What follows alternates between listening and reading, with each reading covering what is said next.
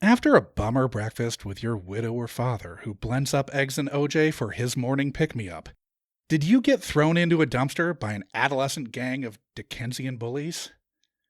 After ducking into a bookstore for cover, running from them again, did an antiquarian bookseller groom you into playing hooky in an attic with a book he intended you to take and which took you on a journey into the world of Fantasia, but not that Fantasia?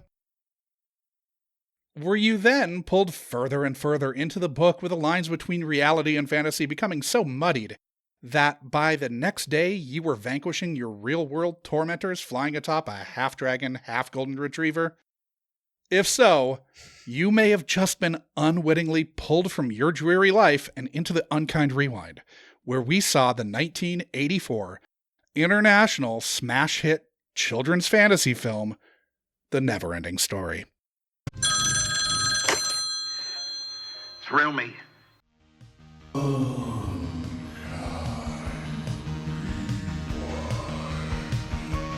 gonna name you Kodo. You get a name too, Podo. His name is Happy Harry Hardon. He's a total sex maniac. Of course.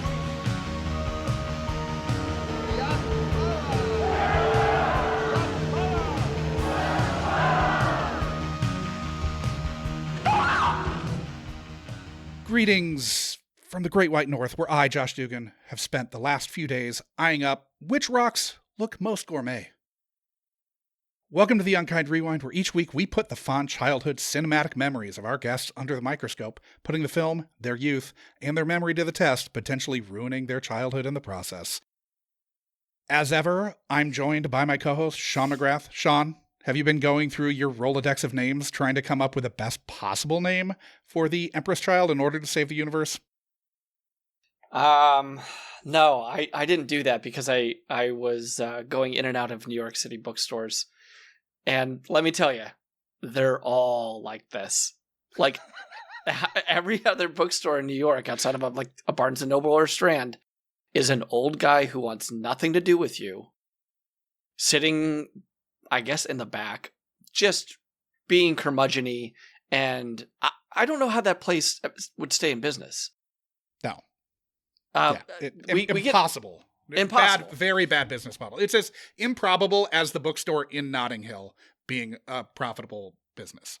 I'm screaming a lot of names on the subway, but none of them have to do with like the Child Empress. Okay, sure. And that's not just me. That's everybody in New York.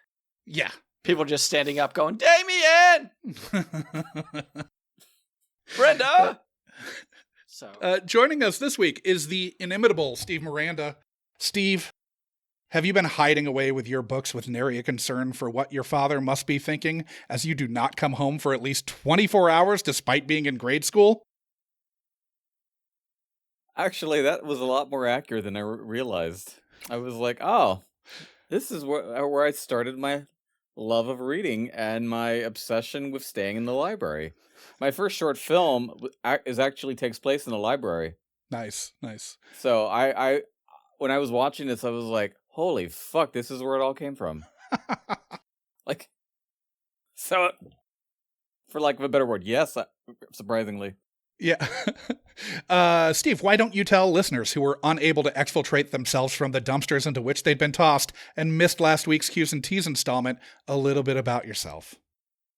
Born and raised in LA, trying to be a filmmaker and writer, mainly work PA gigs on good reality shows that I'm very happy to be on, and every now and then,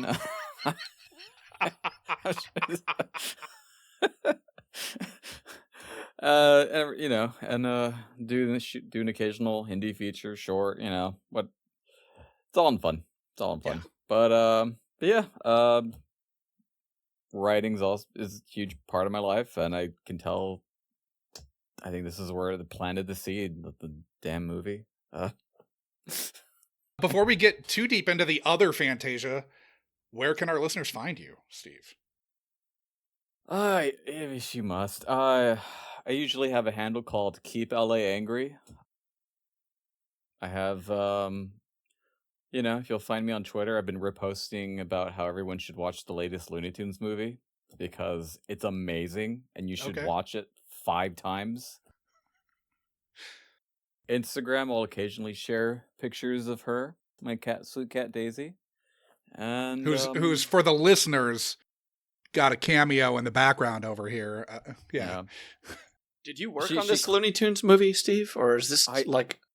I wish I Mm. would have loved to have been a part of it. When I heard that we should it's- see it 5 times, I was like, ooh, maybe he's got some financial stake in this. Yeah, he's got some points on the back end. Yeah, Oh especially yeah, Warner Brothers points. It's no. This movie went out to die, and it literally had no reason to be this good. Like it's a must watch. Like everyone, you should start. We should watch it right now. That's what this thing should be. Well, everybody, this one's taken a right turn. This is a curveball. If you were here for Falkor, suck it. But you're Keep LA Angry on what? Twitter, Twitter, Instagram. Yeah, pretty much. Blue that. Sky? Blue Sky too. Yeah. All right, so getting into our experiences with the NeverEnding Story. Last week, I said that I thought I'd seen this around freshman year of college, but it left no impression. Having seen this a couple days ago, nothing came back. I think I'd never fucking seen this and had only seen the second one on afternoon TV in the early 90s, like once. Oh. And then I must have Oof. filled in the gaps as to like, you know, what crept in from just via the, you know, memes and, you know, out of context clips or whatever. Must have just filled in parts of it. Cause like at least an hour into this movie, I was like, never fucking seen a second of this. Yeah, it did strike me as really odd last week when we were talking to you about that, because that's not like you. Because especially with a movie like this that is so visual, like you have to be on another fucking planet to like not like have this leave big visual impressions. And so when you were like, I don't know if I've seen this, I was like, I think you would have known. Yeah, it was strange. I mean, there are times when I will get like half an hour into a movie and realize that I've already seen it, but it's usually like a pretty forgettable thing. Yeah, it isn't the eye candy that is No. NeverEnding Story. Although the first half hour of this movie has virtually no eye candy. Yeah. Sorry. For 20 minutes, you're just like, when is it gonna get into Yeah. this Actually- fantastical world? It's more like 17, but Well, because I keep track of the time code of every movie I watch now. Yeah. We enter the fantasy world at the 12-minute mark. we don't see Atreyu until the 23-minute mark, though. 23:46. True. We see some pretty weird shit though before that. Yeah, yeah, we see some weird that's what I'm shit, but saying. the fact that the ostensible hero of the story, if we're meant to say that Bastian isn't the hero and he's kind of a passenger until the very end, the fact that we don't see him until 23 minutes is kind of crazy. It did, you know, I mean, I haven't seen this in a long time, but I did see it many times. Yeah. But seeing Noah Hathaway's name pop up first, that was a surprise. I always thought that this was kind of Bastian's movie. Yeah, Barrett Oliver. Barrett Oliver. And so to just kind of see the little credit swap, I was like, oh, okay, well, didn't expect that. Now, Sean, what was your relationship to the NeverEnding Story? I'd seen it. You know, I'd probably seen it at least 3 or 4 times as a kid. Okay. I don't know if we owned it. If we did, it was bootleg. But you had the book. Had the book, read the book. Now, were you the driving force behind having the book, or was it something your brother had pushed and then you read anyway? This is a book that was beloved by my father. Okay. And he had a pretty good copy of it. And I think I mentioned last time that it did switch between red and green font. Yeah, you did. Which didn't make any sense to you if you were colorblind, but Sure. if you could see the distinction between those two colors, yeah, it informed you if you were in the real world or Fantasia. I think that's how it worked. But even though reading the book goes back farther than seeing the movie, I did remember differences. in this Okay. rewatch. I was like, oh, that's different. Oh, okay. The book, no, they didn't do that in the book, and stuff like that. And we'll talk about that. But Yeah. yeah, I like most red-blooded American males. This was part of the diet. This was definitely something that Jackie had seen too. Like she had watched this a lot. This was a constant. Yeah, red-blooded boys and girls watch in her house. Yeah. She's now, Steve. Just to refresh the audience, how long did you think it was since you'd last seen NeverEnding Story? I couldn't have been more than 8. Okay. Yeah. Now, getting into the pre-interview questions, we asked you what you remembered the plot of the NeverEnding Story being, and you said, I remember this kid also growing up in a very loving household. it was the 80s. Yeah, and he finds a book that he's able to escape in, and then you're following the character in the book, and he has to go on this journey. I forgot what the specifics were, but I remember there was this like angelic child queen type girl, and his horse dies. I remember that. That was burned into my soul. Yeah. Yeah. Is that a source of trauma there? Oh, I mean, more like it prepared me for also, having to say goodbye to all my various animal friends. But maybe there was a point to all the kinder trauma that was inflicted on us as children with the movies that we watched. I don't hate on it. I wish more dark fantasy came back. Yeah. Because you kind of need that now. Like, if anything, that prepared me for today. We are in a frozen hellscape now. Yes. Yeah. We're all just dragging our loved ones through the mud. trying to find some salvation. And obviously I remember Falkor and flying through the sky. And that's about it. Now, obviously, the dreary home life ultimately ends up being kind of an afterthought. Why do you think that was the first thing that your mind recalled when asked about the plot? Like I said, I grew up in a very loving household, so it was relatable. It's definitely relatable, and I just remember watching this again, just a kid trying to make his own breakfast and expected to make his own breakfast, and the father, he does help pop the lid, but he does it as like this, why aren't you self-reliant yet? Yeah, he's really put out by having to pop that lid. Yeah. and I feel like a lot of us, we were just expected to just have shit figured out already before the age of 10, or I mean, his dad fucks off to work. Yeah, he does, and he's not at all in tune with the fact that his son's getting bullied, and I was bullied in Little League, and it's probably why I hate sports, but just zero empathy for the kid, so maybe that's what it is. Sure. Now, was his mother being dead something you remembered prior to starting the rewatch? I don't remember his mom being dead. Okay. That was new. I was like, oh, dead parent plot. Okay. Did you remember the nothing? I did not remember the nothing either. No. And I also haven't read the book, and after watching this again, I'm like, I need to pick up that book. It's criminal I haven't read it yet. But yeah, I didn't remember the nothing. I didn't remember the servant of the nothing, the wolf. Yeah. And I didn't remember. I thought the Child Empress entered the scene earlier, in the first act. I didn't realize you don't see her until the very end. That was surprising to me. Was the book mechanism something that you think appealed to your younger self? Were you an avid reader as a child? I taught myself to read, so I think that helped. Okay. Yeah, it's I don't know how that happened. Yeah, but, how did that happen? I don't know. I just remember,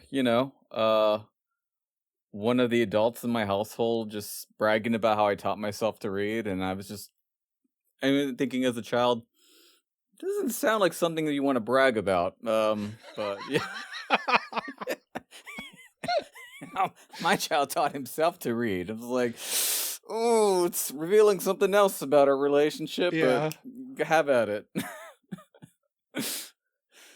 You remembered Bastian reading about the adventures of Atreyu pretty clearly. Was it at all surprising to the adult writer iteration of Steve that Atreyu's face doesn't hit the screen until 2346? I'm not bothered by that as you are. I just thought it was interesting, not necessarily bothersome. Well, because when I was watching it, I was like, because I thought they entered the fantasy world quickly, because they entered the 12-minute mark, and then it's like, it feels like the start of another movie. Yeah. Which is kind of what's happening in the book. So it's kind of this like actual Inception movie where we're experiencing this other level, and it's got to have its own start. Yeah. So if with that in mind, if you subtract by 10, Atreyu technically enters in the 13-minute mark of the NeverEnding Story. Sure. So it's actually not. It's pretty timely. But I did think it was interesting that they're surprised that he's a child, and it's like, because they ask for Atreyu the warrior. He approaches the vizier, so to speak. Mm-hmm. And it's a beautiful scene because everything's just designed so beautifully. You have all these so like vaginal weird creatures. That too. It's like a George O'Keeffe painting. Angelical vaginal, though, like vaginal. Yeah. Like if God had a vagina, that's what it would look like. Sure. So. What do you mean? What do you mean if? True. He's got both. My bad. Yeah. Yeah. They have both. Yeah, they have both. And yeah, so you can see the my age revealing myself. Like he's the automatic. Sure, right. We're working on that. But what was it? Oh yeah. So I thought it was interesting how they asked for Atreyu. The kid approaches and they're just all amazed that he's a kid, and they're like, "No, we asked for the warrior." And I was like, "How did you hear about him?" Because I'm pretty sure kid warrior would have been like the.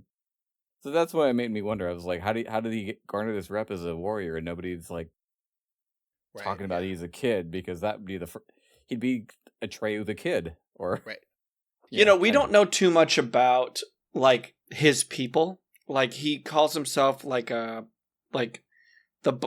purple buffalo hunter of the plains or something. They could all look like Atreyu. That's true. Like when we meet the Empress at the end, she's not a kid. She is the childlike Empress, but she is not, say, a little kid. She's, something that doesn't really get too specific in the movie, but apparently, I didn't read the book along while watching this, but I know that she's like eons old. Yeah. So Atreyu could just be from a species, like we were not short of species. And Atreyu is supposed to be half Native American. Yeah, but he doesn't know what a human is. Right. Yeah. Like when they talk about a human boy, he's like, "What the fuck's that?" So, it's possible. I was okay with kind of where Atreyu enters. It is kind of just a big dick move in this movie to be like, here's the hero. He's fucking 13 or whatever he was in this movie. And just from like the attitude he has of like, okay, well, I can leave. Yeah. Like you guys I can fuck off. I don't need to do this. Yeah. Like you guys can all just be fucked. I mean, that endeared me to him, honestly. Like I was just like, yeah, he showed up. He came, and if you want to reject him, that's on you. Yeah, and then just like no hesitation, like you can't bring your weapons, and he's like, all right, here's my shit. I don't think he ever got that back. Yeah, I do love that they go, this is a dangerous journey, and you can't bring your weapons, and the whole time I kept waiting for an explanation as to why. Yeah, we don't get that. We don't, which I'm not saying is a criticism, but this is something I was like, he could have brought his weapons. Yeah. And he did bring a knife, because he does use a knife on the Shadow Wolf at the end. No, he doesn't. It's what does he use? He uses part of the world is decaying. Yeah, it's like a shard of something. It's like a stone shard. Yeah. That's right. But even before he finds that shard, he's still talking shit to Gamorg so fucking hard. He's like, "Yeah, bro, you can come at me, but I do not die easily. Yeah, I'll fuck your ass up.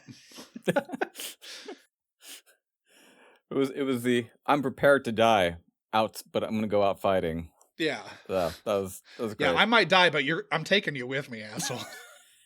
How did adult Steve respond to just the myriad of kind of kooky batshit creatures in that kind of palace scene? Because it's like a Mos Eisley cantina in there. I loved it. I adored every second of that place. Like I would have stayed there longer if I could. There's like, I double faces and maybe triple faces. There was like this like huge rock head with faces in it, and I was like, there were two of them. There were two of them. And I was just like, I just love that there were two of them. Like because they breed. Yeah. Well, I mean, we've seen a double-faced person in Gymkhana, which comes after this. We've seen basically the stone, whatever the stone guy is.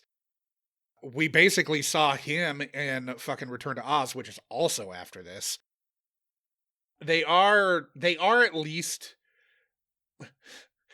creating creatures that are getting ripped off within a year of this. Well, creatures and moments. I mean, we're jumping ahead, but my goodness, like when Bastian is on Falkor and he shows up to see Atreyu on Artax, I was like, Top Gun did this 2 years later. Like Maverick just ripping ass, hauling ass down the jetway.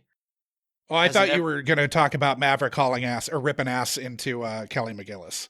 No, I mean, we could talk about the correlation of that as well, but just that kind of the parallel of these two heroes, side by side, just fist pumping, right? A lot of fist pumping in this movie. Yeah. Yeah. Oh, that was definitely as homoerotic as any of the flight scenes in Top Gun. You inspired this image of me in my head of Tom Cruise on Falkor, and I'm like, that's a movie I would love to see. But I mean, it Falkor more or less happened, right? In Legend? That's true. Crawl's also another movie that came to mind when I was watching this. Yeah, there is a really evocative swamp scene in Krull that I completely have like conflated as being part of this movie. Okay. Like the things that happened in the Krull swamp scene, I thought I was expecting to see in this, and didn't see any of that. Just saw some kinder trauma. And how? I will say, I laughed at that scene. I laughed so loud. I was by myself. But as a horse is dying, and the tear comes down Atreyu's face, I fucking laughed so hard. Okay, so this is what happens when you don't see it as a kid. Because I saw it this time, and I cried. I cried watching this. Awesome. And I cried as a kid. Yeah. Because fucking Noah Hathaway is sending it, right? Yeah. Just the way that his voice kind of cracks. Like he's like totally borderline puberty. So like we do get some of this like high pitch voice part of him. And then we get, he tends to slow it down and get more serious. But just the pleading with this horse, which I was shocked how early this comes too. It's about a half an hour. Yeah. Same. Well, that's why I thought remember this. That's why adult Josh was laughing, because like we're supposed to care about Artax, but we have seen Artax for 4 minutes. I know. It's a problem with the movie that you don't have with the book, because by the book at this, when he goes, right. They've been on all those things that they ride through. Like the fucking weird Each of those is like a chapter in the book. Yeah, and shit happens in those chapters. Like Crystal Town and like the Sahara, and to happen this early, like, yeah, my inner child was completely rattled by this scene. And then it's such a weird like fade to black. All right, like get up, keep moving. But you're right. If it happened an hour or an hour 15 into this, and we had some weight, and we had like Artax saving his life a couple of times, and more kind of nonverbal communication. I mean, yeah, it's it If probably our would. attacks were more like Shadowfax. Yeah, yeah. But still, it still got me. Like, I don't know how it worked on Steve, but I was like emotional damage during that scene. So, I clearly watched this as a kid, and it was seared in my brain. And then and the reason I remember my exact age of when I saw this is because like a week later, my dog got hit by a car, and I basically recreated the scene with my Jesus. dog. So that's seared into me, and I was just like, oh my god, this is just like this movie, and So watching this as an adult, I was surprised because my child brain edited this movie to be like, well, that clearly takes place in the climax of the movie. So when I saw Artex die that early, I was like, oh, even my child brain was like, no, he didn't die that early. He had to have died at the climax because that's the only way that makes sense. So I get why you would laugh, Josh, because it is kind of silly. He's just gone like that. Yeah. But yeah, so I guess it was a mixture of both your reactions of like, oh, this is really sad. Oh, why is this happening so soon? But Right. makes It's like sense, it's the screenwriting brain part of you that came in Yeah. there, because that probably. does not make sense in a screenplay to do that. Yeah. It's like, hey, Ma, we just got this dog. We're gonna call him Old Yeller. Go shoot it. But I have no attachment to this dog, so I guess it's gonna be pretty easy to pull the trigger. Credits. It was And good then horse this acting, though. film brought to you by Christy Nome. Yeah, exactly. Oh, wow. Ooh. Topical. Yeah.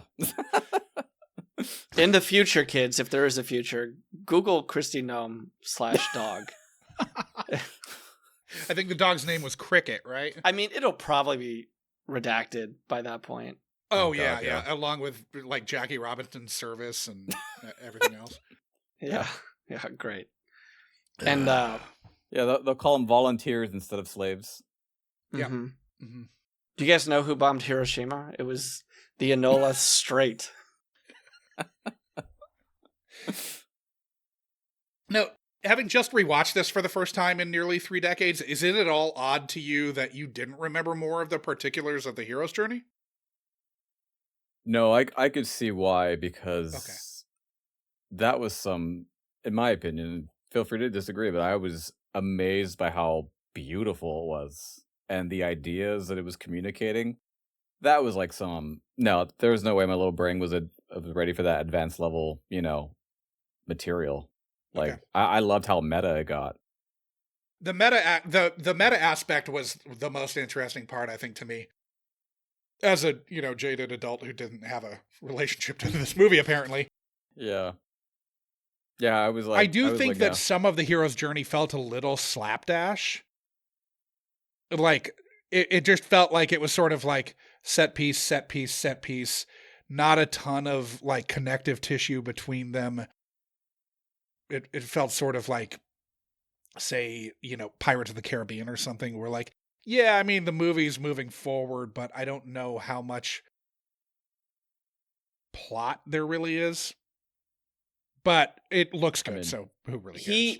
The thing is like his mentor character is split up in like 15 different ways in this. He doesn't have a Yoda. He doesn't have an Obi-Wan Kenobi, right? Which is kind of what would have solved a lot of the problems that Josh has, like, because he could ask questions to somebody who knows everything, who's been through it, who like had his first saw the nothing when he was a young boy or something like that.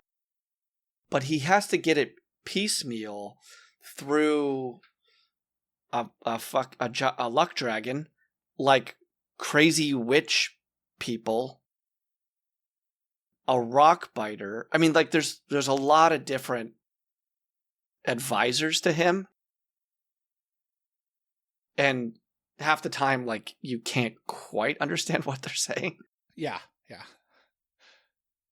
we don't really have somebody to kind of shepherd Atreyu through this and explain things. So yeah, I mean, but as far as like set pieces, like this movie is all set pieces. Like this movie is all like video game levels.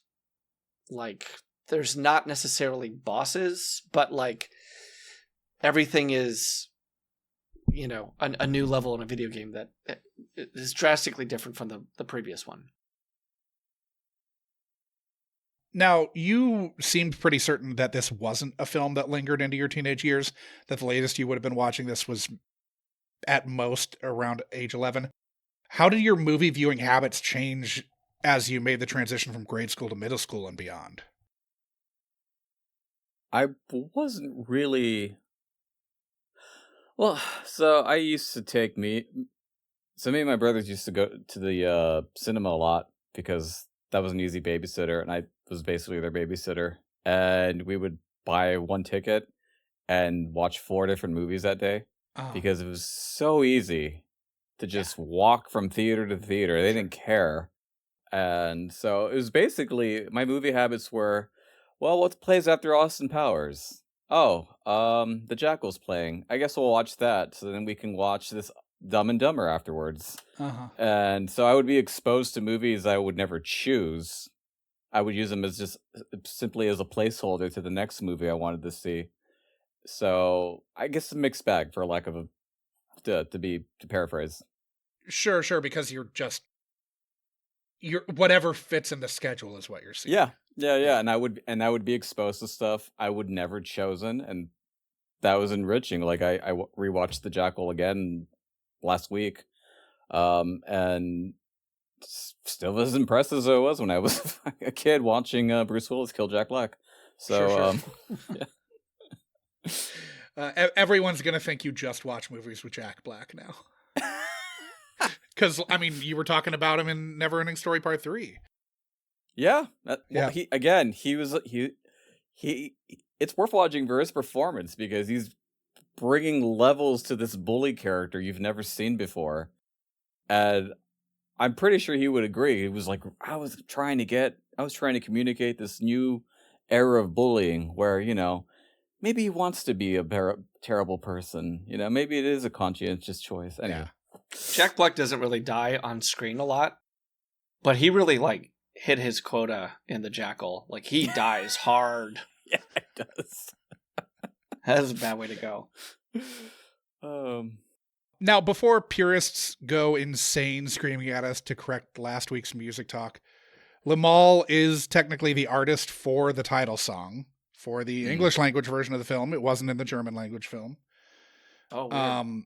Limahl had been fired from Kajagoogoo in 1983 for becoming egomaniacal and increasingly difficult to work with, per Wikipedia. So he embarked on a solo career following his dismissal, with this serving as his second single before releasing a solo album where he wrote all the songs but this being written by Giorgio Moroder and Keith Forsey. The album flopped, though this reached number 4 in the UK and number 17 in the US. So, Kajagoogoo adjacent. Okay, I stand corrected, but I don't want to lose that at trivia, so I'm glad that I know now. It was just Limahl. Yeah. So, throwing to clip 2, we asked you what it was in the NeverEnding Story that you thought might have appealed to your younger self. Like other kids, I was watching movies about kids going through dark stuff, and I think it's probably you see these children having the courage to face these dark things, and it gives you a sort of a boost to your confidence and to your spirit, for lack of a better word. So it might have been it. Okay, having watched it now and thinking about little Steve watching this, do you think you more or less summed it up, or were there other elements of the film that you may have been drawn in by as a child? I mean, as a child, I was definitely drawn into the animals, but having watched it now, I'm like, that's basically what this movie is about. It's about how, because the whole time it's his father, you need to be grounded. Who cares that your mom died? You need to move forward. Reality. And he literally runs from reality in the form of his bullies into the bookstore. Fantasy protecting him. And so this whole movie is about how you don't have to face these dark things on your own. Sometimes you can rely on a fictional avatar to help you through your own dark trials by experiencing their dark trials. So, yeah, no, that pretty much is. I think that Specifically, it was to stop daydreaming and start facing your problems. Yeah. Which is what his dad said to him. This is also the dad who's, as Josh pointed out, just making a good old-fashioned egg and OJ smoothie. Like, what Just- the fuck? Yeah. I think that was a trend back then. That was a trend. Didn't Orange Julius do that occasionally? Or, like, you could add egg? Orange Julius I thought Orange Julius had dairy in it. Okay, well... I thought that was a weird thing about Orange Julius, but I've never had an Orange Julius. I can't say for sure. I think you could add an egg to an Orange Julius, but Okay. maybe one of our listeners can clarify this. But, like, he talks about... Does like, the citric acid make sure that, like, the citric acid of the OJ kill, like, the potential for salmonella or something? I don't know, but, I mean, this is... I don't know back why you when- would do it, period, but People loved Rocky. People saw Rocky and were like, Yeah. well, I have to do that now. yeah. But, like, this is a kid his dad mentions is on was on the swim team. Or, like, Yeah. did horse riding. And this kid can't open a fucking jar, right? Like, it's a chore for him to get that jelly open. And, like, even how he butters his bread is arduous. This kid should not be left on his own. And dad's gone with, like, breakfast still going on. Like, We He's- never find out if Dad even realized that the kid was gone the whole night, because right. it is the next fucking day Yeah. when he flies in on Falkor. A very stormy night, too, by the way. Yeah. Like, search parties would have been sent out looking for this kid. I'm assuming they would have checked his school and, like, the mysterious whatever the hell that what was that, like a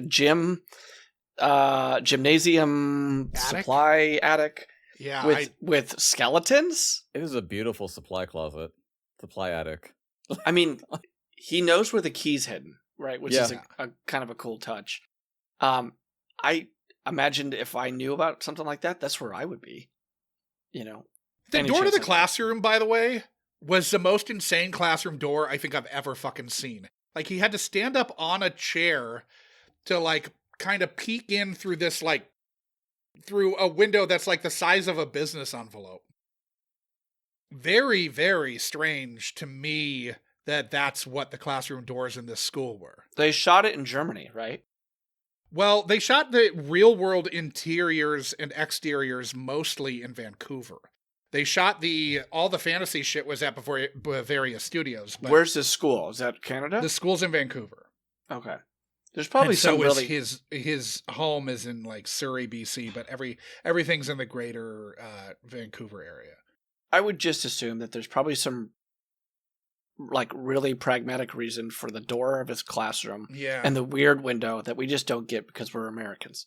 Right. Fuck it. Fuck yeah.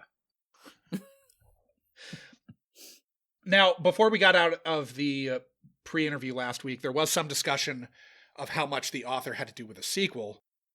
But it's fair to question how much he had to do with this film.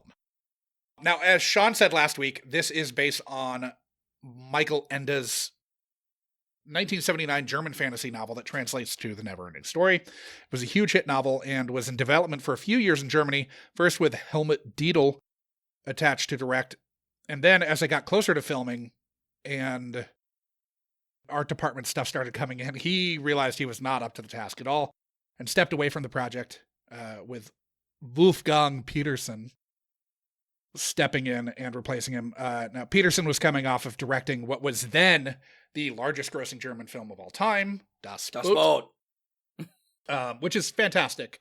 Yeah. And I could certainly talk a while about that. But Ende had been giving the producers and the previous director fits. So Petersen went to Italy where Ende was living and tried to go over his concerns with the adaptation. Ultimately, though, they had to make a fantasy movie in 1983 with all the limitations inherent to that. So changes were made, much to Ende's chagrin. He sued and tried to either stop the film from going forward or get the name of the film changed entirely, and failed on both fronts.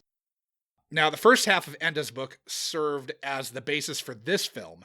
The second half of the book served as the blueprint for the sequel. Though enough time had passed between the two that all of the main characters had to be recast as the actors had aged out. You know, it was like 5 or 6 years later when they were looking at casting this. As we were just saying, it shot primarily in Bavaria Studios in Munich over the summer of 1983. Real-world scenes were shot in Vancouver, BC, and there was one scene that they shot in location in Spain. This ended up being the most expensive German production in history to this point in time, costing the equivalent of somewhere between 25 to 27 million Deutschmarks, or 25 to 27 million dollars in Deutschmarks, so like 60 million Deutschmarks. So that's sort of the quick background of the movie. I've got stuff on casting that we can get into later if we want, but now going to the next clip, we asked if you had any discrete memories of watching or playing NeverEnding Story. And you said? No, I don't. And it's one of the few movies where it's like, it impacted me, but I don't have any like strong, like actual grounded memories associated with it, which I think is a reason why I was like, I better not rewatch it, because I kind of like it where it is in my brain right now. Yeah. I mean, you put it on the list though. Yeah, I did. I did. Yeah, we didn't go through diaries or anything like that. Yeah. to find this. So you think that your cautious aversion to this movie has something to do with kind of a visceral nostalgia of how you felt as a little kid watching it? Not anything too specific? It might be, because I remember loving it. And I remember it being like, I need to keep this love in this box and never open it. And the word of mouth I heard is everyone told me how much they hated watching it as an adult. And I was like, oh, I can't do that to this movie. Like, I need this. Having rewatched the film, do you have any idea why you might not have had any specific experiential memories that pertain to taking it in? I mean, like I said before, I think the ideas they were communicating in this film were just next level. And and I think my little kid brain was like, this is all really important, and I don't know what it is, but I know it's important. I'm going to save this for later. And I think that's the impression I was referring to, because it's every film I could like remember what happened in it pretty accurately, whereas this was like blanket it and just leave it there. Yeah. So yeah, I mean, everything's sort of cribbed in like metaphor and like thematic. The concept of the nothing, right, is so difficult for a little kid. Like even that quick explanation from the rock biter, who's like, I went there and there was nothing left. And it was like, oh, it's just a hole? No, a hole would be something. Yeah. This was nothing.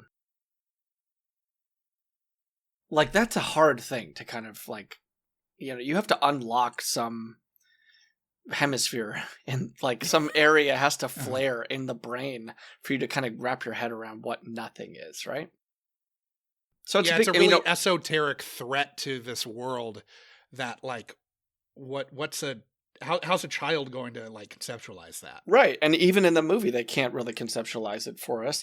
It's all represented by wind and clouds. Mm-hmm. Like, that's something. That's not nothing. Yeah. Right?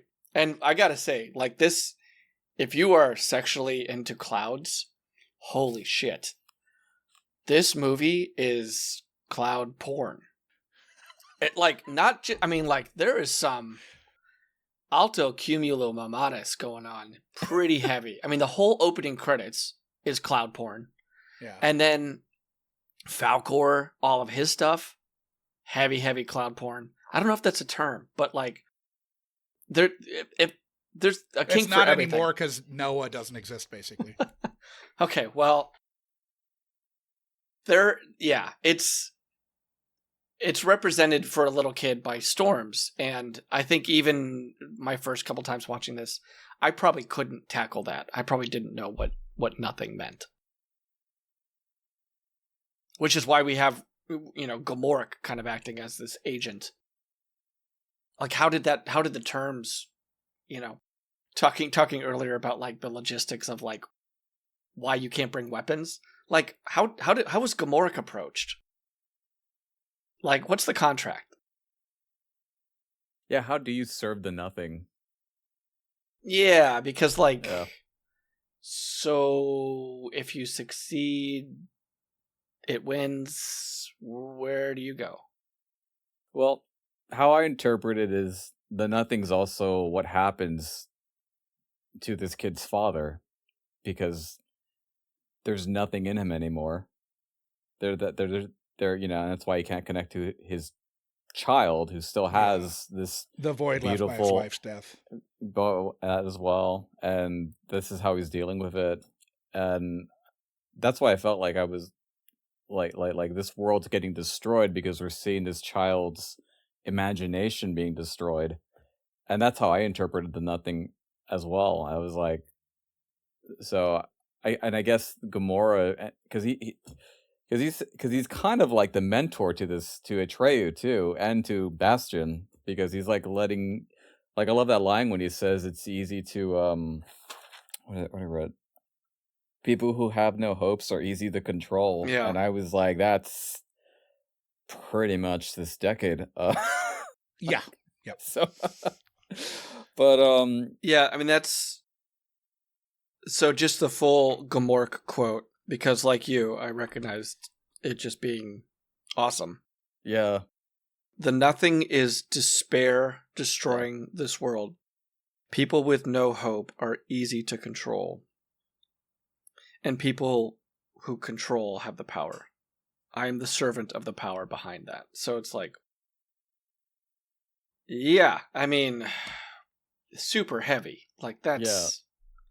I mean, I don't know how you get out of bed as a 7-year-old after processing that.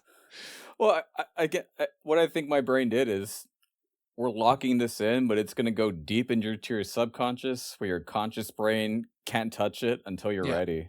And I was definitely ready for it now. I was like, God, I have to say, rewatching it, I was not expecting A, to be moved by it, and B, to be impressed by it. So those are my genuine reactions. So that was that was absolutely lovely for me. Do you think that the broadly negative reaction of your peers having to rewatch the film and not liking it hurt, or like helped your rewatch by like tempering expectations? Or I mean, that always helps. It always helps to temper your expectations. But I mean, I think I could see why they didn't like it, because it's a very depressing movie too. Like it's genuinely depressing, but I love depressing shit. So that's probably why I was like really vibing with this. There's a line, a good test for Atreyu was when he has to walk to the mirror of whatever, right? I mean, that scene. Sorry, go ahead, man. But we get this line that is, confronted with their true selves, most men run away screaming. Yeah. Which is why so many men are adverse to therapy, I think. But like, this is a movie for kids, right? Uh-huh. And you're dropping despair, destroying the world, people with no hope are easy to control, and confronted with their true self, most men run away screaming. Like, Jesus Christ. Like, yeah, I mean, there's just a lot and, of plus dead mom. Like, and bully. I mean, it's crazy how many children's movies in this period of time had a dead parent. Yeah. I mean, this is like because we did Cloak and Dagger. Isn't Barrett Oliver's dad dead in fucking Cocoon 2? Or are they just divorced? I think he might be dead. Yeah, and it's always kind of mentioned offhand. Yeah. Like, yeah, or a parent not there physically or mentally. Yeah. But yeah, very, very strange how prevalent that is. Lots of young widows and widowers in the 80s, apparently. Now, when we told you what we'd chosen from your critter-heavy list of films that you submitted, you were a little, if not upset, crestfallen, as you expressed concern that it wouldn't hold up to your more glowing memory of the film. Do you feel like your expectations were kind of in line with what your experience was, or were you... It exceeded my expectations. Okay. Happily, surprisingly.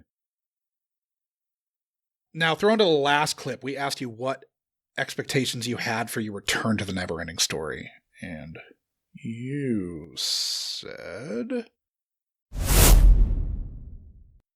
I'm probably going not to love it as much as I used to, which is fine. You know, everything dies, which is I think what the NeverEnding Story is about. That could be the tagline for this podcast, probably. Yeah. Everything dies. But I'm sure, you know, because I rewatched Legend, and I still love Legend. Okay. I think it's the best Legend of Zelda story movie we've ever gotten. Tom Cruise plays a good Link. Yeah. And the reason I appreciate dark fantasy, 80s dark fantasy specifically, is it's just all the attention to the details that you don't see these days anymore. Sure. Yeah. Like the atmosphere, the costumes, the sheer majesty of it all. Like, so I'm sure I'll still appreciate it with in that regard. So you hoped you'd still be able to find joy in the dark fantasy of it all. Did Petersen's vision and attention to detail have the same impact that Ridley Scott's in Legend did when you rewatched that? Yeah, it did. And where Legend had this great scene where the apocalypse is literally caused by innocence, which I still think is such an interesting theme to tackle. I thought this was interesting in how exploring how like the duality of our soul could become crestfallen and be absorbed into the nothing, and how, and you know, and this episode maybe called Everything Dies, which is also the message in NeverEnding Story, but it's got this very optimistic outlook because everything dies, but then everything's reborn. Everything keeps going. It's never ending. So that was, I was quite taken by that, surprisingly. Now, Sean, you were hopeful towards the end of the pre-interview, stating that you thought something good was going to come from this. How do you feel like your prediction held up? I do think something good came from this. The things that I had a problem with this time are just technical shit, right? Like there's like the ADR is rough. Like the dubbing of this is really bad. Yeah. It feels super fake. Like the stuff with Deep Roy and the Night Hob and that kind of stuff is bad. But also the you know, they hadn't quite mastered I don't know. I mean, maybe problems with translation, but how, say, Gamork and Falkor use their mouths, it is like a broken down Chuck E. Cheese band. Like, did you see how many people it took to operate Falkor? God, I mean, I don't know, probably 5 on his head, right? There were 15 in total. Oh, yeah, his head and his eyes. I mean, Falkor is such a magnificent creative thing for a kid's movie. He's a dog, but he's a dragon, but he doesn't eat, you know, like it's easily the most memorable thing about this movie. Like the thing that you see all the time is like shit about Falkor. And he saves them. He swims in one scene, which is cool. And he can just like, what was it, 10,000 miles or something like that? Yeah. It was 9,991 miles. Yeah. He wanted him to work for it a little bit. Yeah. I didn't know the rules. I mean, there are those rules of like, okay, you got to go alone. I was like, well, did he break that? Like by bringing Falkor? Yeah. And it was like, you can't have any weapons. I was like, well, you have a big fucking dragon. It's like, and like when they get to the Oracle or the Sphinx, right? Like Falkor can't get them past that. Yeah. Can we talk about the Sphinx boobs? We should talk Oh about yeah. the Sphinx. Let's boobs. talk about those nips. Those sweet, sweet nips. Those. What the fuck, man? If we're gonna talk about things we had a bit of issue with, I just remember I just marked 5523 Sphinx boobs ? 5 times, like, and the camera angle was like you could just tell it was like let's get those boobs. Gotta get these boobs. It's Yeah. This isn't about anything spiritual. This isn't about the fact that you can die. Sphinx boobs. Sphinx boobs. I mean, do we need to mention that the turtle head looks like a dick in profile too? Yeah. I mean, there's well, some. if you do that, everything's pretty phallic when you think about it. Like, Well, but the turtle head, when they showed the side shot of the turtle in profile, that looked like a dick. Like, that was the most phallic thing in the entire movie. In a movie that's otherwise just filled with benippled tits on a sphinxes, and like the entire crystal tower or whatever the hell it's called is just vagina imagery. I was half expecting he was going to enter a strip club after he passed the sphinxes, because I was like, I don't know what we're getting into here, but The Sphinx thing, like, that was in the book. Well, and again, this movie is written and directed by Germans. I have to ask, were there Sphinx boobs in the book? Do you want me to tell you? I would like to hear. I think that there were probably way more than 2 scenes with Sphinx boobs. Oh, okay. I'll have to. I think that there are I got to pick up a book. Many trials and tribulations. Yeah, they look great in blue, by the way, when we see them later. Yeah. They're massive. They're hanging. I mean, like, I think that's what really causes trepidation in Atreyu. Well, yeah, he's seeing these bolt-on, like, D cups on these. It is a weird scene, though, because we want Atreyu to do what the knight couldn't do, right? Yeah. Which is just have confidence. And he gets scared, and in the end, he just, like, books it. He just runs. Maybe he got scared because the boobs were just too massive. Like, yeah, you know, it's we all would. Because boobs can be scary. Yeah, I mean, that's that size, and you know, Listen up, arguably, kids. Boobs can be scary. arguably, that those are the first that he has seen. Yeah, I mean, at least like that. yeah. The first I've seen like that. Like, Yeah, I think we all made that note though. Oh, yeah. Look at it. 0% chance that note is not on all of our. Yeah, I mean, verbatim. That's like one of the major takeaways of this, other than Falkor. again, there was just so much screen time devoted to them. Like, if it was just one shot, I would probably would have, tolerated. But I was like, Sphinx boob, Sphinx boob, Sphinx boob. He knew what he was doing. And they could have cropped the eyes, right? Like, as Atreyu's looking up, he could have looked at the head of those sphinxes. I'm shocked the lasers didn't come out of the nips. Well, I'm surprised the lasers didn't run into the boobs. I think the test was if they you got in the keep way. eye contact with the sphinxes. Right, If you don't right. look at the boobs, that's how you pass the gate. Okay. That's what happened to the knight. He was Right. staring at the sphinx tits. But their And- eyes were up They there. could sense the right, semi Steve? coming, and we're like, Yeah, but Atreyu, he made sure to retain eye contact the whole Yeah. time, even though the sphinx boobs were there. Like, you wanted to Atreyu's look, going to but- get far at the strip club. You can't do that to a kid going through puberty. You can't expect him to. Well, I think walk. that's why they all expected he was going to die, because there's no way this kid's not going to look at the sphinx boobs. Like, Yeah.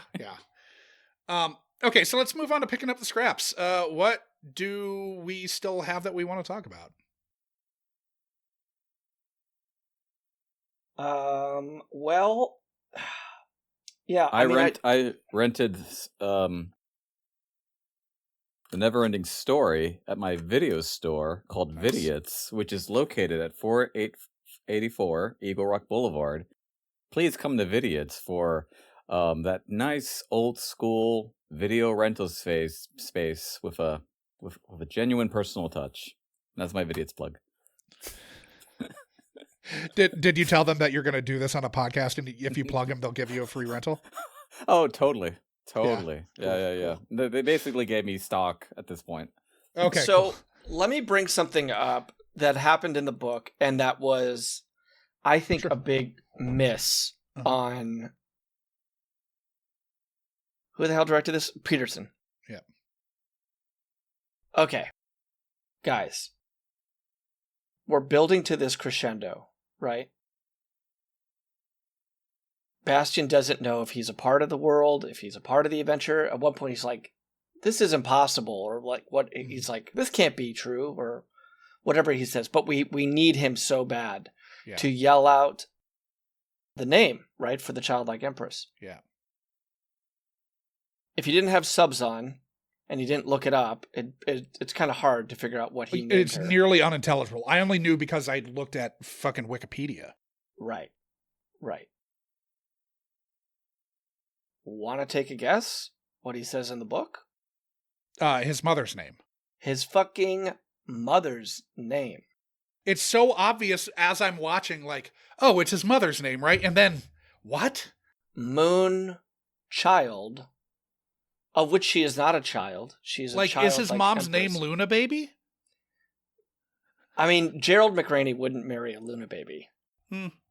Maybe they all did. No, Gerald McRaney married a Delta Burke. Okay, so I think in the book, her name's Deborah or something like that. But like, that's such a more meaningful fucking moment. Yeah. Like, I don't get why you don't do that. We can establish early on, however we do it with, screenwriting, that that's his mom's name. We see a picture, we see a yearbook thing, whatever, that he has saved in his bedroom. We open this movie with him kind of waking up out of bed. He very easily could have had some kind of picture with his mom's name on it. To just go like full Woodstock and yell Moonchild. Such a baffling choice. It makes the apex culmination of this movie, like, it takes all the power out of it. I mean, that was going to be my major gripe, was that wasn't, like, how is this not his fucking mother's name? Like, that, like, his mother's name literally would, like, live on and save this other fucking world. And instead, Moonchild. Which is why, for whatever reason, I think that this is the lawsuit that Michael Ende brings 100%. Against this movie. That Wolfgang Petersen goes there and doesn't like this, like, for whatever reason, wants to have it be more universal so that every kid can fucking Jesus Christ. It's a volleyball that has been perfectly bumped and set for you. And I don't know why they don't do it. It's a baffling move. I wish I knew kind of more about this and why they do that, but yeah, that's the biggest scrap I kind of wanted to get out there. My biggest scrap was the bookstore owner talking shit about video games. And I was just like, no, video games require something about you too. And they also, it's another form of media that can also help you, inspire you to deal with your problems, and, but yeah. I thought that was, I was like, all right, you don't know. And he's passing that judgment based on, like, Pac-Man, Asteroids, Centipede, maybe. Like, he doesn't even know what's coming. Hubert. No. Yeah, fuck. Well, I mean, what was that game where you're typing and it's kind of, what was it called? Quark? It was a text-based game, and you had to, like, type out, like, it would literally be like, you're in this land, but you don't know what to do, and you could literally type commands. Zork? Might have been Zork. Point being that would have been a game at that time, and it's like, that's kind of a game that requires imagination. It requires you to actually think. So yeah, that was my gripe. Old Coriander could have been a big gamer. He just needed some kid to show him the right one. So as far as the cast is concerned, Noah Hathaway was cast by Helmut Dietl like 3 years prior to this going into production. So Then he maybe, was released when Petersen took over and filming got pushed back. And then he got cast as Atreyu a second time. He said he had to audition. Now, I'm not sure if he was saying 7 times in total or saying 7 times the first time and another 3 or 4 times the second time, but he had to audition possibly 11 times. Oh my God. But he did get cast a second time. Tammy Stronach was picked out of an acting class in San Francisco where someone who was helping with casting happened to see her in some class while she was like waiting to go out to lunch with the instructor or something. They had Noah Hathaway doing his own stunts like a lot. So much so that in rehearsals, there was a stunt that they were doing where a horse was supposed to fucking fall on him and it broke his fucking back and he was in traction for a month. Yeah, he does get tossed around pretty hard. He gets tossed around hard in this movie. I thought I saw insane. I thought I saw like maybe a woman in a bad wig when he was being holding onto the tree. Yeah. But yeah, and he did have a riding double also, but like he's clearly on the horse for a lot of it. Yeah, and he's clearly getting sneezed off that one tree into a bunch of fucking dirt. Oh, 100%. He was also he was talking. There's an EW like oral history type thing that came out in like 2019 or something, and he was talking about like the shots of him on Falkor, like they were like shooting it. They put the head of Falkor on a fucking forklift, raised it up like 10 or 20 feet from off the ground. And sometimes the forklift would get all janky and like try to buck him off of this thing. And it's just like mats and boxes underneath. So, oof. Yeah, the kid's lucky to be alive, frankly. Lucky to not be Reeves. Oh. Yeah, pretty nuts. So there is an urban legend that the horse dies in the swamp, like for real, like they killed the horse while shooting the film. That's, according to Petersen, that is not true. They trained two horses for months to sink without struggling against it. And they basically had like a hydraulic lift underneath that was like lowering the horse further and further into the mud. But they had to train two horses for months, and it took fucking 2.5 weeks to shoot that scene. I mean, some of the greatest horse acting though. Yeah. Like that horse was looking that like horse looks I'm gonna terrifying. die. I don't think I've ever seen a horse with his life flash before his eyes and captured on camera. We call that Horchting. Which is actually the German term for it too. But part of that is the brindle, right? And the flared teeth.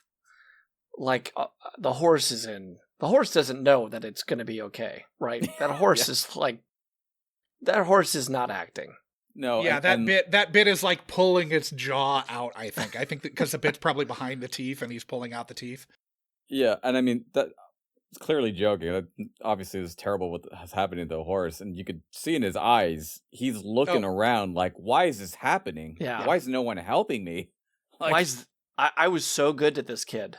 I only fell on him a couple times. Yeah. I only almost killed him once. Yeah. Now they did give Hathaway one of the horses as a wrap gift. But he lived in California and couldn't get it back from Europe, so he had to he basically just gave it to his riding double, and the riding double kept it. The horse lived for like another 20 years. So that's good. Good horse life. Yeah. How much do you guys think this movie made? As I said before, it cost between 25 and 27 million to make. It made double at least. Everybody saw this fucking thing.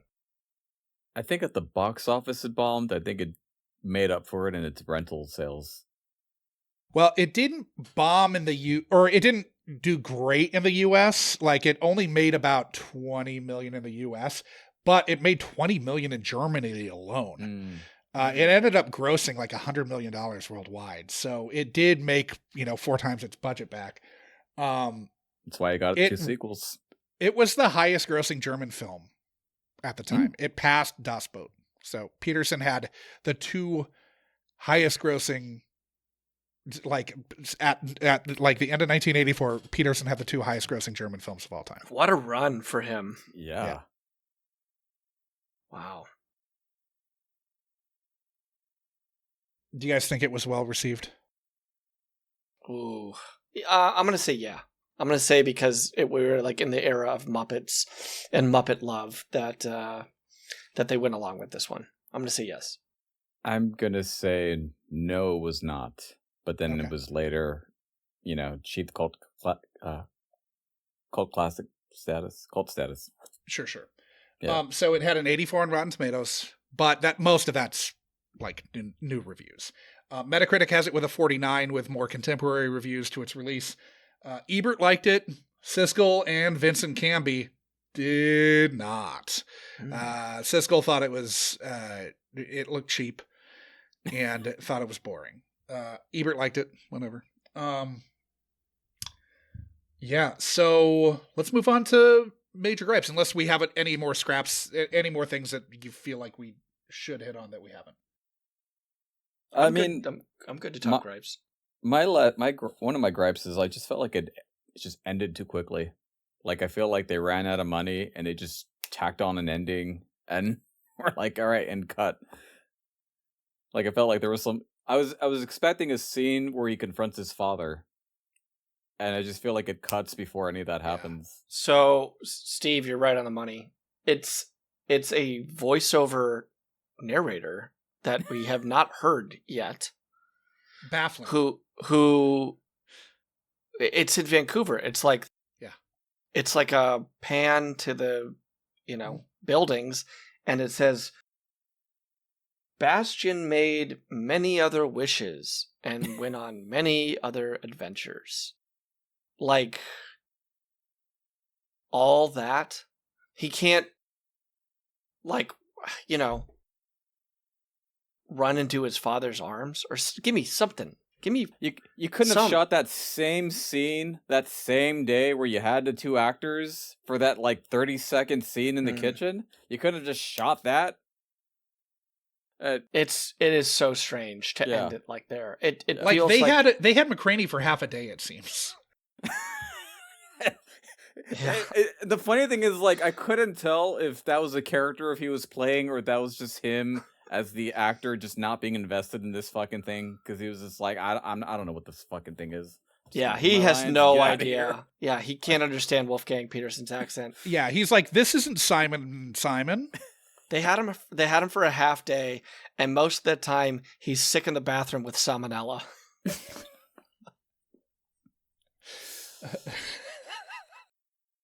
But yeah, anyways, it could have been such an easy just show his father being worried about him, show that there's the heart that was lost. You know what? A little something. You know what?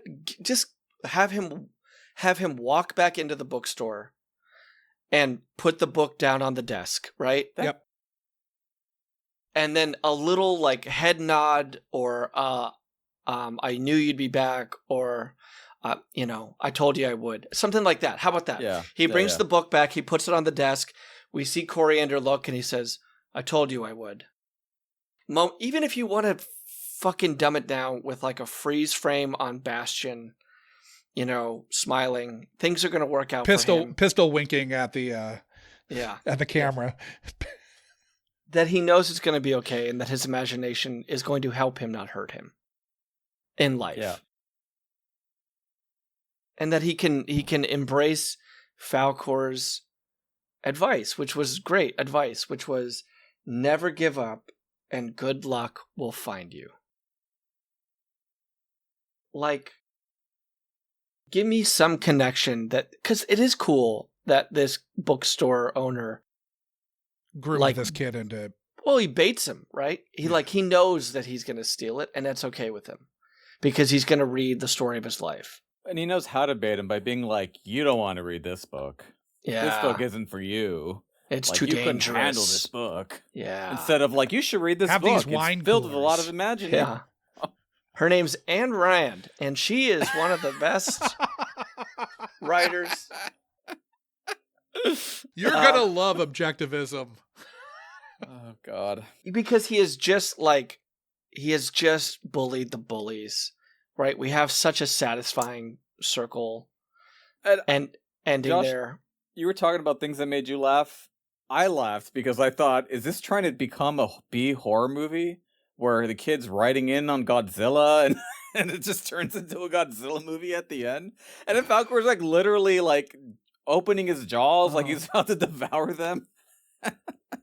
It's such a weird turn for this movie that's otherwise kind of like serious. I mean, there's like not a joke in this movie. Yeah. Honestly, I loved it. I loved all the metaphorical, spiritual ideas they're like touching on. Like, I thought, this is so revolutionary. This is so brilliant. Why is Falkor now on a bloodthirst for revenge? Dude, this kid that Falkor has only just met. Falkor does not have a conception of who Bastion is. He knows Atreyu pretty well, but Bastion has been there like for 5 minutes, and it's like I just watched Rambo and Rambo 2, where his character arc changes on a dime, where he's like, "Oh, 100%. I shouldn't have been in that war." It's like, now we're out for blood. Like, yeah. I mean, they do have the connection because Atreyu and Bastion saw each other when they went to the mirror that showed them their true self. So, like, I do like that Bastion. No, I love that. Yeah, I do like That's that cool. Bastion gets to be on Falkor. Yeah. Like, it's like Space Harrier, right? Yeah. Like, the way that they shoot those things, like going over the ocean, going over the deserts, going over mountaintops. I mean, there's nothing you would wish for harder as a kid than something like that. Absolutely. Like, no, I am on board all the way through. Even the little scare at the beginning with the bullies, I'm fine with that. It's when Falkor goes down that alley and he's opening his jaws wide. And I'm like, all right, that was too much, movie. That was too much. And it is weird, though, that, like, the extras in that scene, beyond the bullies, are responding to Falkor. Yeah, that's what I meant. Like, it reminded me of a Godzilla movie. Yeah, they're like flattened against the wall, terrified, because their entire world has been shattered. Because a hairy dragon dog is terrorizing Vancouver. And it's targeting three children. To see the news that day. Yeah, I mean, I guess, like, he's going to catch significantly less hell for being away all night. Now that, like, there's a dragon terrorizing British Columbia. Okay, so that was what's your major gripe, Sean?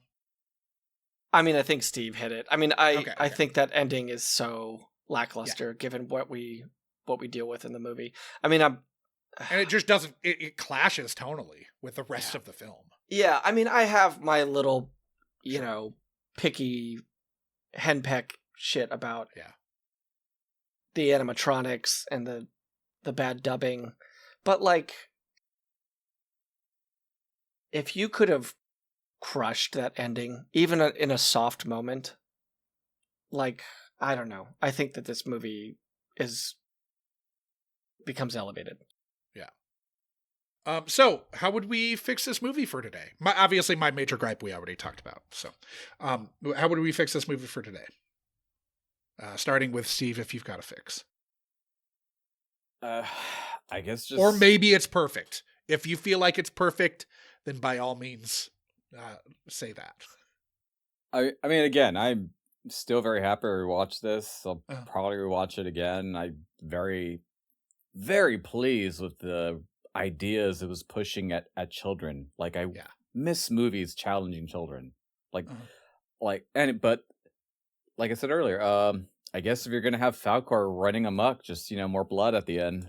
Let's see some decapitated limbs in his mouth. Let's see Bastion bathing in their blood, just skull the way through. Be like, revenge is the lesson. Revenge is good. Like just decapitated kids' heads like in the alley. Yeah. Yeah.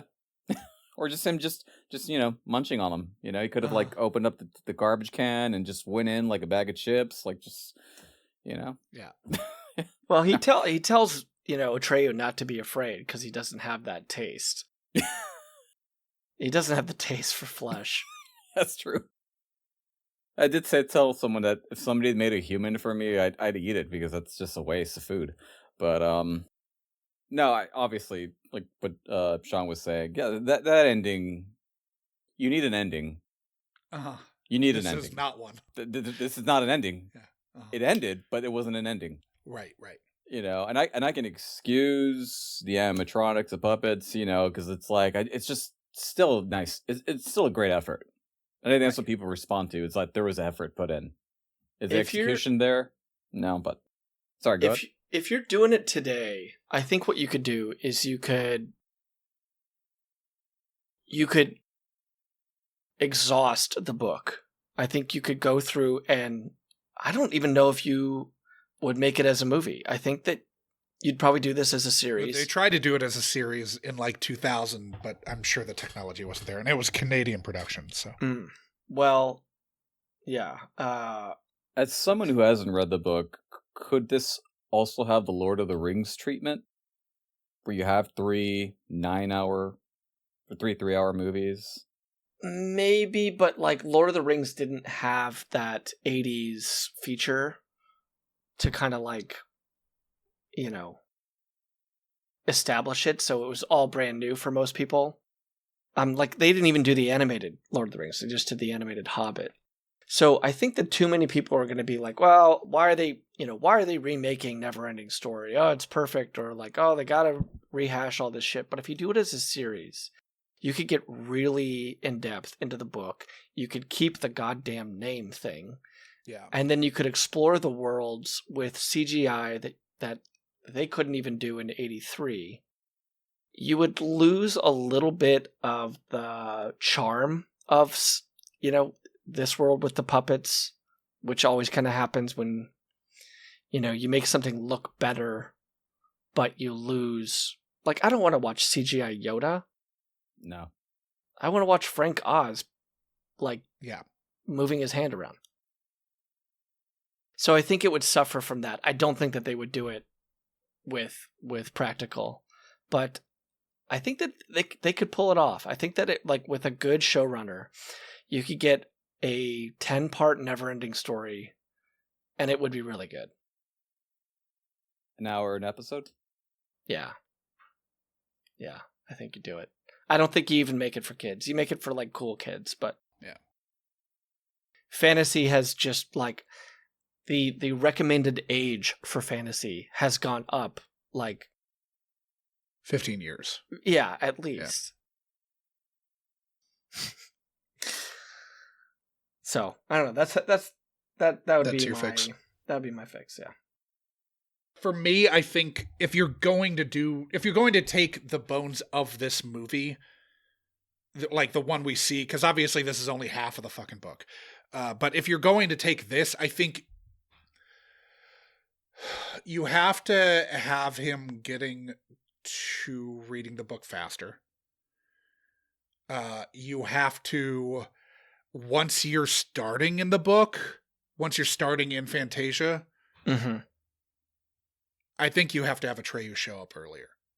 I think you need to be following Atreyu immediately because he's the hero. Like you have, and obviously they're cutting back and forth. It's intercut between him reading the book and the action in Fantasia.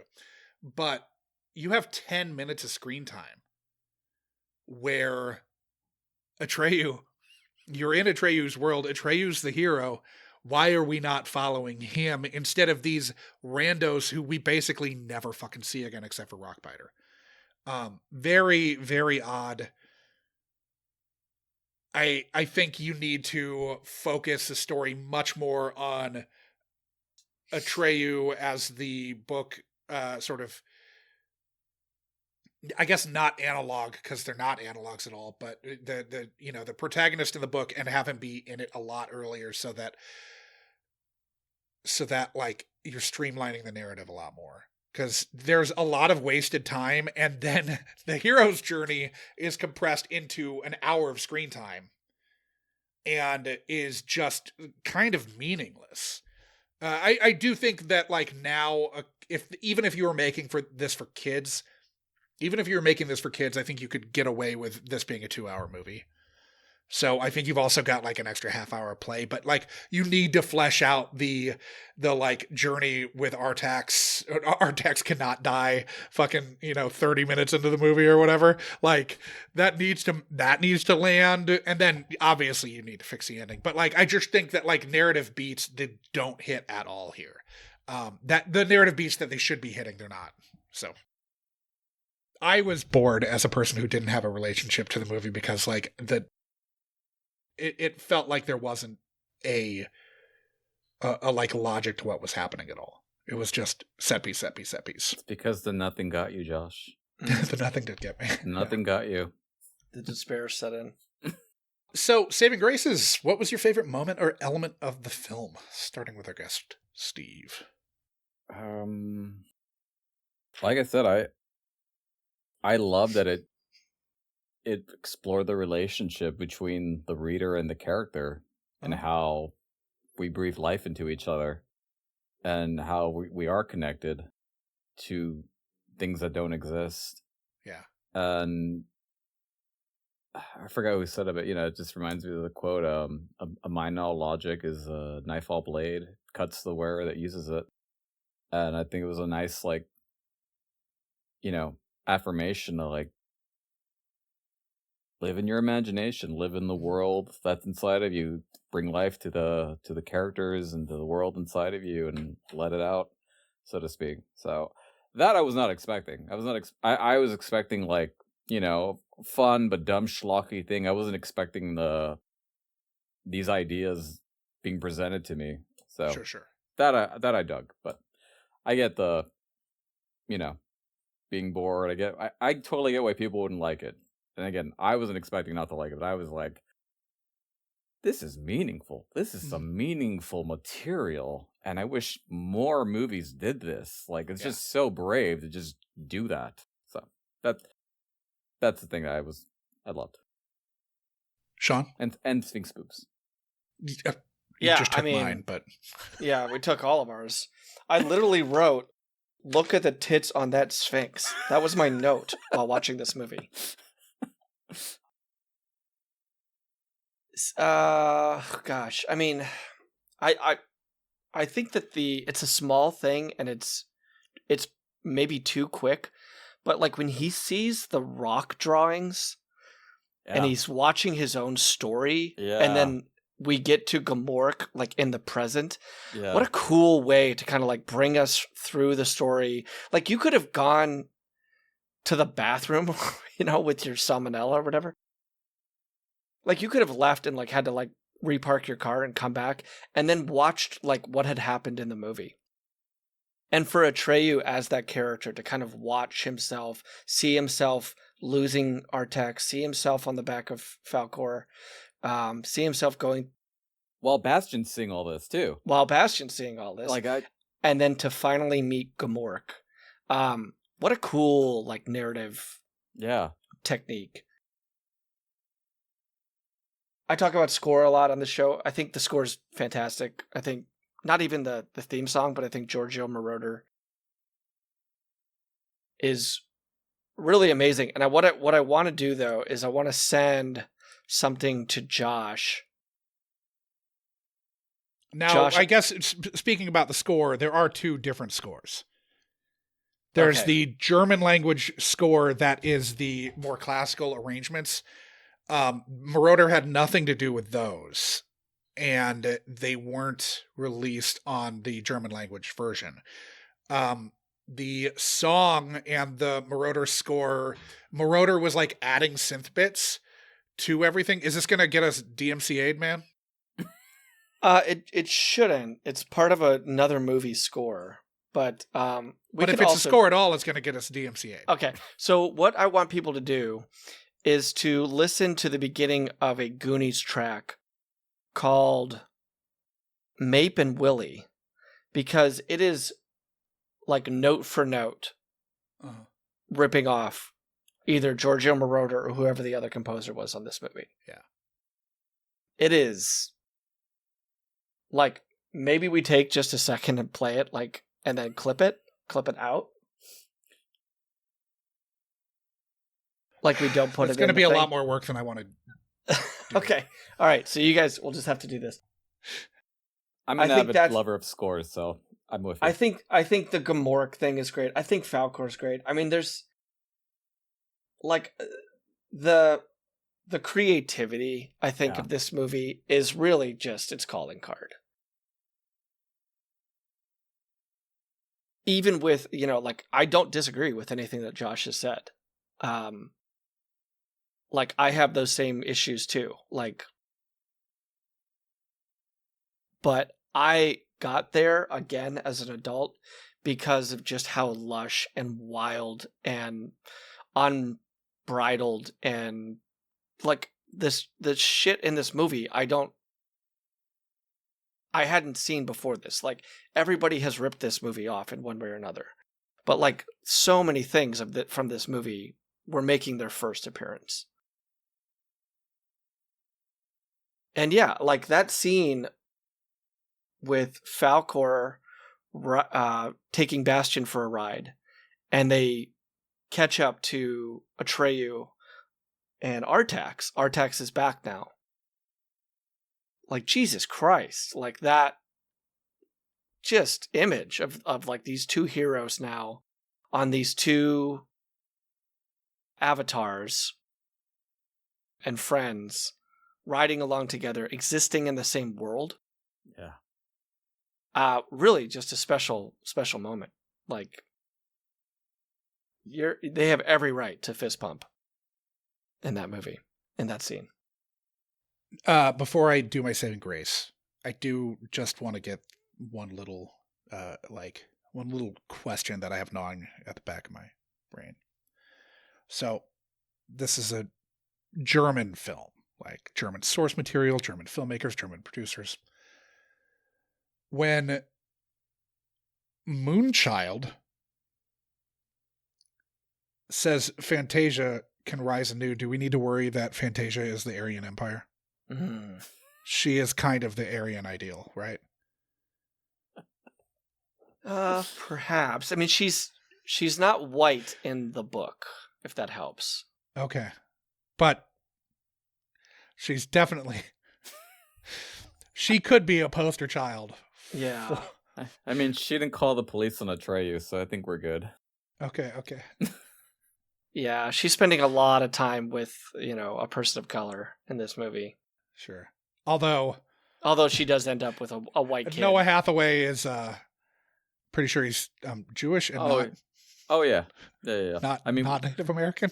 We could get into that too, but then that's a whole. It's a yeah, whole I mean that's to-do. 80s casting. Yeah. Like I didn't feel the need to go down that rabbit hole. Yeah, or 2011, The Last Airbender casting. Yeah. Okay, so my favorite moment was when Falkor drops Atreyu back off at the Crystal Tower or whatever the hell it is, and he's basically like, enter that vagine. Like, it was so funny to me. Anyway, that's it. That's my favorite moment. You know what? I wish I could have watched you, Josh, watching this, because I'm sure you were making this face the whole time, like, the fuck is this? The fuck is this? Just laughing at weird parts. Yeah, it was just all inappropriate laughter, basically. Yeah. Josh, how do you think like 8 or 9-year-old Josh would have done with this? Like, if you could put yourself into that mind that Steve and I have, like, is this something that like would have resonated with you, or was probably it not your thing? But like I don't have a lot of like fantasy films that are the like cherished filmic memories for me. like, even as a child, like, I liked the Goonies.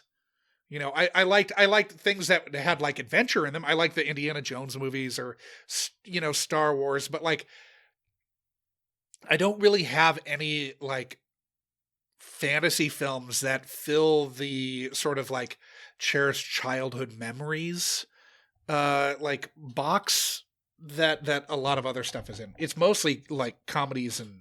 You needed to have it rooted in reality. Like you needed to have. Well, I mean, that. I love the Star Wars films until, you know, until were we all ruined. didn't anymore, right? Mhm. I mean, I still like them with the original trilogy. Well, I do too. I honestly, I don't even think I can watch them anymore. I think the original trilogy is still pretty good. Every time you choose a fucking Star Wars movie on Cinequote, it kills my streak. You just killed, like, I had 130 straight Cinequotes, and then you picked a goddamn new Star Wars movie, and it's always some bullshit, like, I can't even tell. It's so bad that I can't tell it's a Star Wars movie until like the fourth of 5. Well, Josh, there may be a way to fix this. I'm not going to keep watching them. I'm just saying. I don't need to. I'm fine losing on Star Wars shit, but it's irritating. Yeah, and yet those are some movies where they hear the first quote and people smack their hands together and go, "Oh yeah." Yeah. I mean, I'm SOL whenever you go Pixar 2 or like an animated, but regardless, that's we're far afield of what this podcast is about. All right. So, Steve, it seemed like revisiting this film was something that you weren't entirely looking forward to, as it might be ruined. Did you ultimately find that there was enough in the NeverEnding Story to be able to still look back at it with fondness? Yeah, I was definitely apprehensive at first, but I'm so much happier watching it. I'm so much. Yeah, it was good. I'm glad we did this. Nice. I'm glad you're glad. Sean, how do you feel about it? No, I mean, I think I'm with Steve. I think that there's a lot to this movie that's really great. I think that my academic brain now, it's hard for me not to poke holes here and there, but like the kind of uncynical child in me is still very much warmed and very nourished by this movie. Now, obviously, we've done, we're in the middle of season 3. You know, we've done, 25 of these movies. Is this the first time that you've kind of had, like, a disconnect between your, like, sort of more critical reaction to the film and a like, nostalgic fondness? Like, is this the most disparate kind of, like, two-brained almost reaction that you've had? Maybe. I didn't know. I wouldn't have been able to kind of poke holes in this as a kid. Sure. I wouldn't have known what was wrong. Mm-hmm. I wouldn't have been able. I didn't have the faculties or the vocabulary to explain the shortcomings of this movie. But like that little kid and the adult version of me now are still very much like affected by the same things. Artax. Befriending a dragon, losing a horse. Yeah. Like, you've lost so many horses in your bullies life, getting their comeuppance, right? Like, yeah. And as Steve put it, like that bridging of the world between the narrator, between the reader and the character. Like, yeah, I think not the narrator who just pops in out of nowhere. Jesus Christ! Like, who? Like, we're gonna find out that was like Richard Dreyfuss for no apparent reason. Like, I don't even know if that person got a credit, but yeah, I feel like it was probably the bookstore owner. It didn't sound like him. It didn't sound like him, and maybe he could have said it as like Bastian gets a new book or something like that. He walks away, and the store owner looks to us and breaks the fourth wall. Like that happened a couple times in this movie with the Empress and Bastian, where they looked at us. I thought that was great. Yeah. It's the voice, the same guy, it's Alan Oppenheimer who does the voice of the narrator along with Falkor, Gmork, and Rockbiter. Okay. Well, he's a man of many voices, but I thought I heard Falkor in there, but Yeah. that makes sense.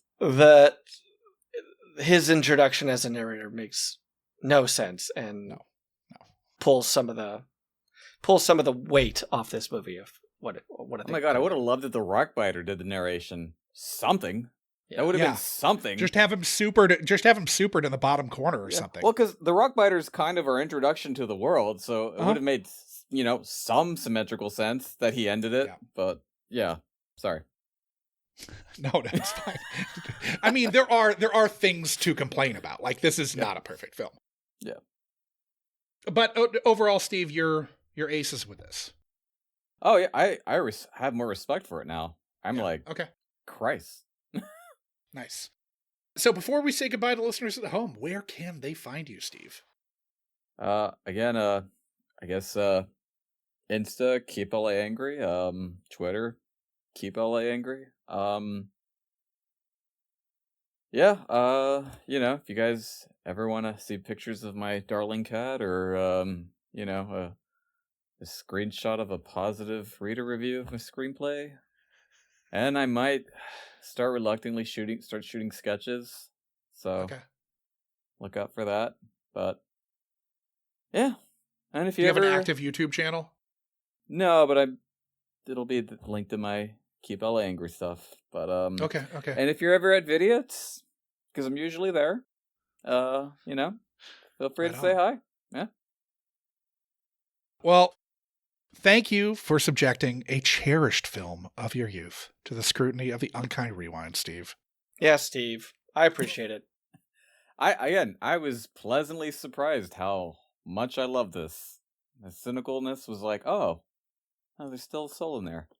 I did tell you that happened sometimes last week. Never give up, Steve. Yeah. Same to you, Sean. And good luck will find you. Yeah, just keep moving forward or something. Yeah. Persevere, unlike Artax, that lazy fucking horse. He tried. His lower jaw was coming out. He really tried. All right. Thanks, everybody. We'll see you next week. That was another installment of the Unkind Rewind, mining our childhood for content, one film from a guest's past at a time. Unkind Rewind is a Munchcasts production and can be listened to wherever you download your podcasts and watched on the Unkind Rewind YouTube channel. Music for this and every other episode of Unkind Rewind was composed by Divorcio Suave. Rate, review, like, and subscribe to Unkind Rewind on Apple Podcasts, YouTube, Spotify, and Good Pods. Links to all of our social media accounts are in our show notes, but you'll find us as @UnkindRewindPod on Letterboxd and nearly every social media platform, all of which can be found at our website, unkindrewind.com. If you have a question, concern, complaint, or feedback, you can email the podcast at unkindrewindpod@gmail.com or call into our call-in line, area code 507-479-6440, and leave a message that can be played on air. Fans should join the Munchcast Discord to discuss this or any other episode of the Unkind Rewind with like-minded people. This dialogue may just make it into a future episode of the pod. The Unkind Rewind Patreon will be coming soon, so start squirreling that pocket change away. Thank you for listening to the Unkind Rewind.